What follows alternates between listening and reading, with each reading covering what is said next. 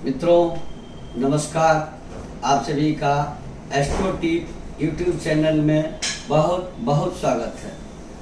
मित्रों, नवरात्रि में, शारदीय नवरात्रि में जो आश्विन मास के शुक्ल पक्ष की प्रतिपदा से आरंभ होती है और नौमी तिथि में समाप्त होती है, दशमी में विजयदशमी का जुलूस निकाल करके इस व्रत को, इस त्योहार को समाप्त करते हैं। जानते हैं इस वर्ष 2021 में शारदीय नवरात्रि का आरंभ कब से है और समापन कब होगा।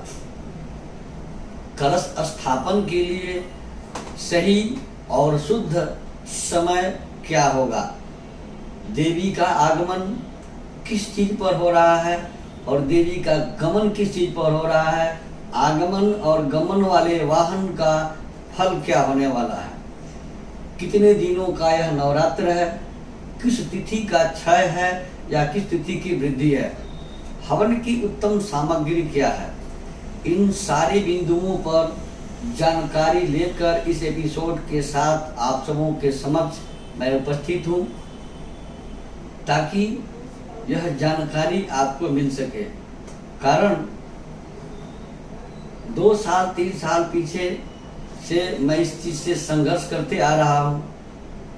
समाचार पत्रों में पत्रकार लोग, मीडिया वाले लोग हमसे पूछ लेते थे और मैं बता दिया करता था कि आगमन इस चीज पर और गमन इस चीज पर होगा। फेसबुक पर डालने के बाद कुछ लोग अभद्र टिप्पणियां कर देते थे। ये पता नहीं था उन्हें, या आज भी पता नहीं है कि देवी का आगमन का विचार किस तिथि से करनी चाहिए, और उसी को लेकर के विशेष रूप से इस एपिसोड को बनाने का मैंने निर्णय लिया, ताकि यह ज्ञात हो जाए। क्योंकि निर्णय सिंधु में, धर्म सिंधु में कहीं स्पष्ट नहीं है कि देवी का आगमन किस तिथि से गणा जाए, गणना किया जाए।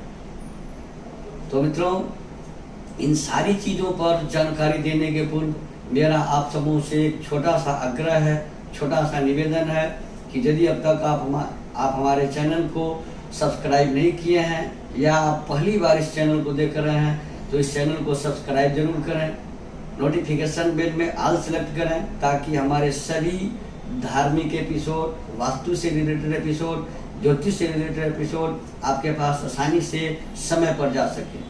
वीडियो लाइक करें, देखने से वीडियो अच्छी लगे, सही लगे तो शेयर जरूर करें। तो मित्रों, शुरू करते हैं। वर्ष 2021 में शारदीय नवरात्रि का आरंभ कब से है और ये समापन कब इसका होगा। तो 2021 में, अर्थात इस वर्ष शारदीय नवरात्र का आरंभ 7 अक्टूबर 2021 गुरुवार से हो रहा है और समाप्ति नौमी तिथि के साथ 14 अक्टूबर 2021 गुरुवार को हो रहा है।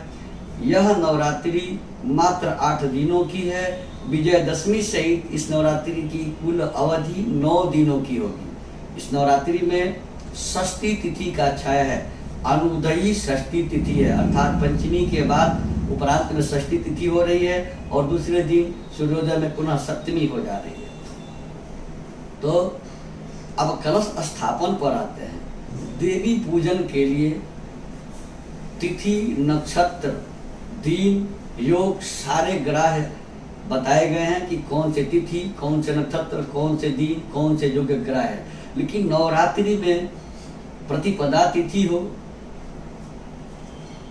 कलश स्थापन के लिए उपयुक्त है। अब कोई भी दिन हो, माँ के आगमन की व्यवस्था है, नवरात्रि की शुरुआत है तो चलेगा। लेकिन विशेष पूजाओं में इसके लिए शुभ दिन बताए गए हैं, जिसकी चर्चा हम बाद वाले किसी एपिसोड में करेंगे। अभी तत्काल इस मुद्दे को हल करना है। तो देवी के पूजन के नक्षत्रों में चित्रा नक्षत्र और वैधृति जो बिल्कुल वर्जित है। जो इस वर्ष के नवरात्रि के शुरू के दिन चित्रा नक्षत्र रात्रि 12:06 तक है, जो पूर्व दिन यानी आश्विन कृष्ण पक्ष की अमावस्या की रात्रि 1:03 से शुरू हो रही है। और 7 अक्टूबर जिस दिन कलश स्थापन करना है वो दिन रात्रि 12:06 तक चित्रा नक्षत्र है, वैधृति योग भी शाम तक है। तो वैधृति योग और चित्रा नक्षत्र में कलश स्थापन वर्जित और अशुभ है। इसीलिए अभिजीत मुहूर्त में दिन के 11:36 से 12:24 के अंदर मात्र 2 घटी में कलश स्थापन का शुभ कार्य किया जा सकेगा। अब बात करते हैं देवी के आगमन का। तो देवी के आगमन का विचार पंडालों में त्रिदिनात्मक जो पूजा होती है, सप्तमी, अष्टमी और नवमी। सप्तमी में श्रवण नक्षत्र विदाई का होता है और मूल नक्षत्र आगमन का होता है। तो सप्तमी तिथि में अगर मूल नक्षत्र हो तो सरस्वती का आवाहन होता है। वैसे तो माता का आगमन महालया अर्थात अमावस्या के दिन ही हो जाता है, लेकिन पंडालों में कलश स्थापन के बाद इनके आवाहन का कार्य सप्तमी तिथि में होता है, जिसके लिए बिल्वाभिमंत्रण षष्ठी तिथि में किया जाता है कि यह बिल्व अभिमंत्रित करके बिल्व पत्र लाएंगे और सप्तमी तिथि में माँ का पूजन करेंगे। जिस दिन सप्तमी और अष्टमी का संयोग होता है उसी दिन संधि पूजा भी होती है, वो चाहे रात को पड़े या दिन को पड़े। तो इस वर्ष सप्तमी तिथि मंगलवार के दिन पड़ा है और मंगलवार के दिन माँ का आगमन अगर होता है तो लिखा है शशि सूर्य गजारूढ़े शनि भौमतुरंग में। चंद्रवार और रविवार को माँ का आगमन हाथी पर होता है, तो शनि भौमतुरंग में शनिवार और मंगलवार को माँ का आगमन हो तो तुरंग अर्थात घोड़े पर होता है। इस वर्ष माता का आगमन घोड़े पर हो रहा है। तो घोड़े पर आगमन का फल क्या है? घोड़े पर जब माँ आती है तो छत्रभंग तुरंग में छत्रभंग होता है। किसी राज्य के राजा की मृत्यु, किसी देश के प्रधानमंत्री की मृत्यु, किसी विशेष व्यक्ति का मृत्यु छत्रभंग कहलाता है। राज्य की समाप्ति छत्रभंग कहलाता है। तो यह माता का आगमन छत्रभंग कारक होगा। अब माता का गमन विजयदशमी को होता है, नवमी में हवन इत्यादि होता है और विजयदशमी को श्रवण नक्षत्र में माँ का विदाई होता है, माँ का गमन होता है। और उसमें इस वर्ष दशमी तिथि विजयदशमी शुक्रवार को पड़ा है, 15 अक्टूबर 2021 शुक्रवार को है। तो शुक्रवार को अगर माता का गमन होता है तो गज अर्थात हाथी पर होता है। तो हाथी पर जब माँ का गमन हो तो विशेष फलकारक हो जाता है, शुभ फलकारक हो जाता है, साथ में वृष्टि भी कराता है। वृष्टि अच्छी होती है, उस वर्ष वृष्टि का जो मात्रा होता है वो अच्छा रहता है, अच्छी मात्रा में वृष्टि होती है। अब कितने दिनों की नवरात्रि है? तो रवि गुरुवार से 7 अक्टूबर से शुरू होकर 14 अक्टूबर गुरुवार को यह नवरात्रि नवमी के साथ संपूर्ण हो रही है।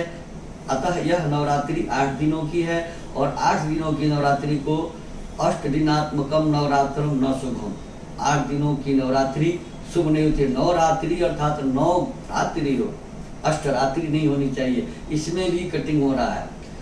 इस वर्ष नवरात्रि में षष्ठी तिथि का क्षय है, सूर्योदय काल में पंचमी है, उपरांत में षष्ठी होकर के और सूर्योदय के पहले ही षष्ठी समाप्त हो जा रही है।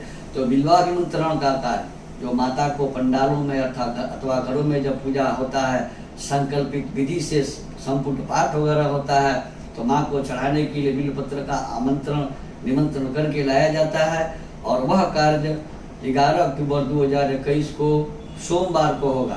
संधि पूजन बंगाल के लोग और बाकी जगहों के लोग उसे महानिशा पूजन कहते हैं, जो 12 अक्टूबर 2021 मंगलवार की रात्रि 1:48 बजे यह योग बन रहा है। रात्रि में 1:48 पर सप्तमी तिथि समाप्त होगी और अष्टमी तिथि का आरंभ होगा। यह होगा संधि पूजन का समय। अब नवरात्रि में दुर्गा जी के हवन की सामग्री की चर्चा होती है कि सामग्री क्या डालें। तो आमतौर पर लोग धूप की लकड़ी के टुकड़े, उसमें 2-4 पीस जौ और थोड़ी सी तिल मिला करके, थोड़ा सा चावल मिला करके स्वाहा स्वाहा करके हवन कर देते हैं। क्या यह जानकारी है आपको कि माता सारी सृष्टि की जननी हैं। आप अपने भोजन की चीजें, गेहूं को चुन चुन कर, कंकड़, जौ, लकड़ी इत्यादि निकाल देते हैं, उसके बाद से उसको साफ करते हैं, धोते हैं, सुखाते हैं, तब पिसवा कर खाते हैं। चावल को बर्तन में लेकर एक एक दाना चुनते हैं, कंकड़ पत्थर चुनते हैं, धान के छिलके हटाते हैं। उसी तरह से माँ के हवन की सामग्री को भी सफाई करने का निर्देश दिया गया कि एक एक दाना चुन लो, साफ कर लो, धो के सुखा दो, तब हवन में उपयोग करो। हवन की सामग्री का शास्त्रीय जो मत है वो यह कहता है कि तिल अर्ध तंडुलः प्रोक्ता, तिलार्ध तंडुलः प्रोक्ता, तंडुलार्धकम जवम, जवार्धकम नैवेद्यम, आज्य भागम चतुष्टयम। जितना तिल आप लेते हैं, मान के चलिए आपने 1 किलो तिल ले लिया, तो तिलार्ध तंडुलः प्रोक्ता, आधा किलो चावल मिला दें। तंडुलार्धकम जवम, आधा किलो चावल है तो 250 ग्राम जौ। यवार्धकम नैवेद्यम, जौ के आधे भाग अर्थात 125 ग्राम उसमें नैवेद्य अर्थात गुड़ मिलाते हैं।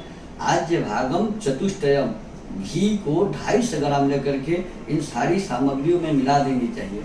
अगर संभव हो तो चावल ना मिलाएं तो अति सुंदर होता है। केवल तिल, जौ, गुड़ से करें। ये भी ना हो तो तिल, गुड़ और मेवा तथा घी के साथ हवन करें। लेकिन धूप की लकड़ी मिलाना कहीं किसी जगह वर्णित नहीं है, यह मन का भ्रम है। और वह हवन अनिष्टकारक होता है, शुभ फलकारक नहीं होता है, जिसमें धूप की लकड़ी मिला करके हवन की जाती है। हवन के चावल में टुकड़े वाला चावल नहीं होना चाहिए, चावल बिल्कुल सीधा होना चाहिए, टूटा हुआ नहीं होना चाहिए। जौ में बिल्कुल छेदा ना हो, उसमें कीड़े ना हो, इस तरह का जौ उपयुक्त करना चाहिए। तिलों में झिल्लियां लग जाती हैं, कीड़े पड़ जाते हैं, उस तरह के तिल हवन के उपयुक्त नहीं होते हैं। गुड़ है, मेवा में पंचमेवा जो होता है, काजू, किशमिश, पिस्ता, बादाम, गड़ी और छुहारा एक सामान्य मात्रा में। अगर 1 किलो तिल है तो 100-100 ग्राम पांचों सामग्रियों को ले लें। भोजपत्र होता है, बेदाना अनार होता है, इक्षुखंड गन्ने का टुकड़ा होता है, बहुत सारी सामग्रियां हैं। जब तांत्रिक प्रयोग होता है तो इन सारी चीज़ों को मिलाया जाता है। लेकिन सामान्यतः तिल, चावल, जौ, गुड़ और घी मिलाकर पंचमेवा के साथ दुर्गा जी का हवन किया जाता है। हवन के लिए धूप की लकड़ी नहीं उपयोग की जाती है। आम की लकड़ी पर अग्नि प्रज्वलित करें। अग्नि को प्रज्वलित करने के काम में देवदार की लकड़ी जो धूप के रूप में उपयुक्त होती है उसका भी प्रयोग करें और विधि विधान से हवन करें, तर्पण करें, मार्जन करें, ब्राह्मण भोजन कराएं, पाठ स्वयं करें। नहीं कर पाते हैं तो ब्राह्मण से करवाएं। वह भी नहीं आता है तो माँ दुर्गा के बीज मंत्रों का जप करें। ओम ऐं ग्रीं क्लीं चामुंडाय विचे, इस मंत्र का जप करें। यह भी उतना ही फल देगा। जो जिस तरह पूजा करता है उसी तरह से उसको फल मिलता है। नवरात्रि में पूर्णतः ब्रह्मचर्य का पालन करना चाहिए। जो व्यक्ति नवरात्रि का व्रत करता है, पूजा करता है, उसे जमीन पर सोना चाहिए, कंबल बिछा के, ऊनी वस्त्र बिछा करके सोना चाहिए। दाढ़ी बनवाना, तेल लगाना, साबुन लगाना, मैथुन कर्म नवरात्रि में वर्जित हैं। इस तरह व्रत का पालन करने से, हवन करने से विधिवत लाभ होता है। सद्य फल मतलब सचमुच पूरी तरह फल प्राप्त होता है। मित्रों, आप हमारे साथ बने रहें। इस तरह के धार्मिक एपिसोड के लिए, वास्तु से संबंधित एपिसोड के लिए, ज्योतिष से संबंधित एपिसोड के लिए हमारे यहाँ सभी प्रकार के प्रमाणिक रत्न तथा सभी प्रकार के प्राण प्रतिष्ठित रुद्राक्ष उपलब्ध हैं। जिनकी निसज्जन को इसकी आवश्यकता हो, स्क्रॉल पर दिए गए हमारे नंबर से संपर्क कर अपॉइंटमेंट लेकर वास्तु विजिट करा सकते हैं, जन्म कुंडली बनवा सकते हैं, कुंडली दिखा सकते हैं। वाराणसी किसी विद्वान के द्वारा यज्ञ अनुष्ठान आदि भी करवा सकते हैं।